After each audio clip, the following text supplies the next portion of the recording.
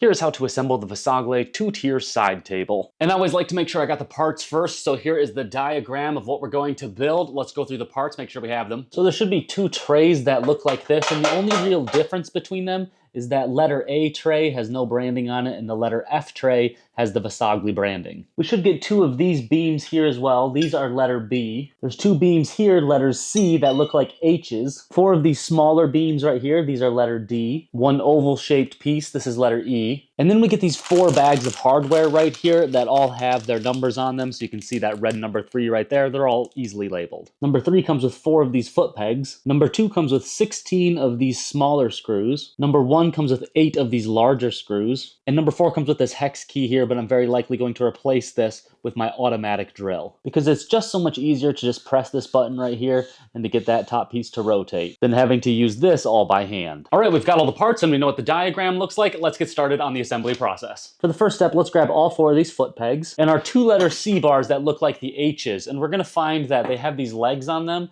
where they have 1 longer end and 1 shorter end. We're gonna come down to the shorter ends on them, and we're gonna take these little foot pegs and we're going to screw them in there just like this. And we're going to do that for all 4 foot pegs. And at the end, all 4 of them should be nice and tight like that. Now we take one of these letter C's and we grab a letter B as well. And we'll come down to these parts of the legs on letter B right here. There's 1 there. And there's 1 right here too. Let's find these holes right here. And on the long part of the leg on letter C, we're going to line them up with this hole here and then this one over here as well. And we'll bring them together like this. And let's line that up on both sides. So now that we have 1 larger piece that looks like this, combining B and C. Now we can take one of those smaller screws and put it in that hole that we just discussed. These can be started by hand, and then I like to use my power tools. We can get that nice and tight. Now let's grab another one of the smaller screws and do the same thing on the other side right here. Again, we can start that by hand, and then I switch to the tools. And now we should have 1 leg like that that's nice and tight all the way around. Now we grab the other C and we come back up to that hole right there. And with the other B, we're going to align that with that hole right there, just like we did on the previous one. So we'll put those together and then do the same thing on the other side so that both sides of the leg come together. Then we grab one of our small screws, start it by hand on that same spot again, and I'm switching to the power driver. Once that one's finished, we go to the other side over here. We grab another one of those small screws and we start that one by hand once again and finish it with the driver.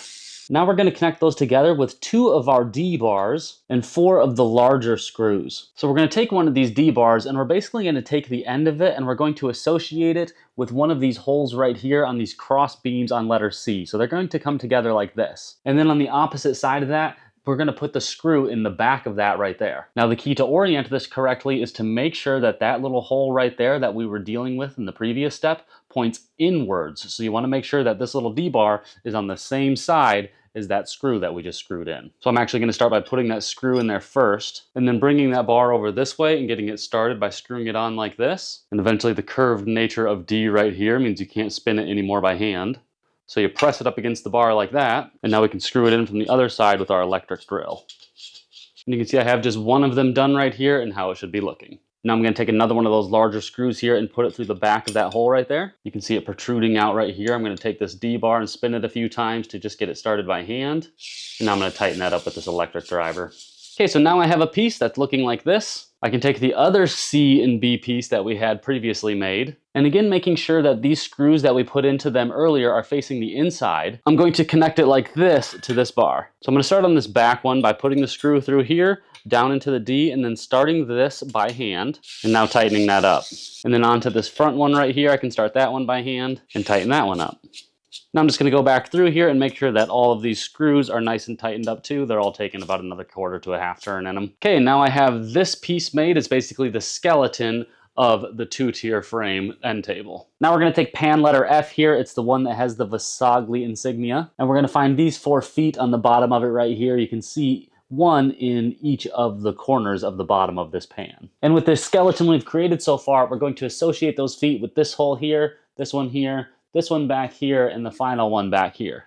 So I'll just take that pan and drop it down into those holes like that, simple enough. And now I'll just take this apparatus and flip it on its side like this. And I'm going to grab 4 of our smaller screws and use them to connect the skeleton with the pan by putting them up through those holes that we associated those feet with. You can start that by hand and finish it up with the driver. We can do one right there, the other one right here, and then another one down here as well, and then the last one over here.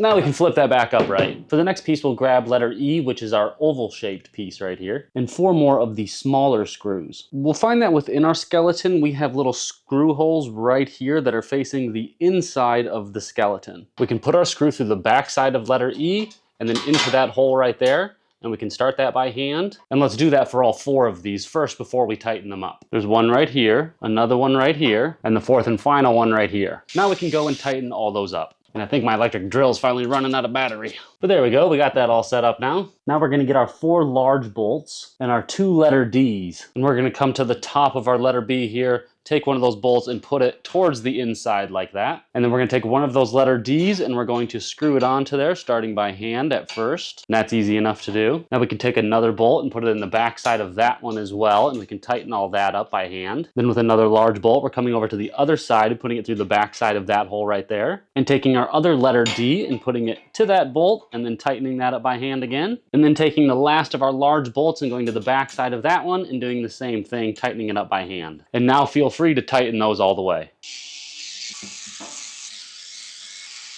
There we go, and now that should be looking nice and tight on the top too. Now we'll take our letter A pan here, and we'll find those 4 feet on the bottom of it, just like on F, and we'll associate those with the holes on top of our apparatus. You can see that hole right there and how that will drop down in there really easily. Now we can take our smaller screws, and we're going to find that hole there, and we're going to attach that pan.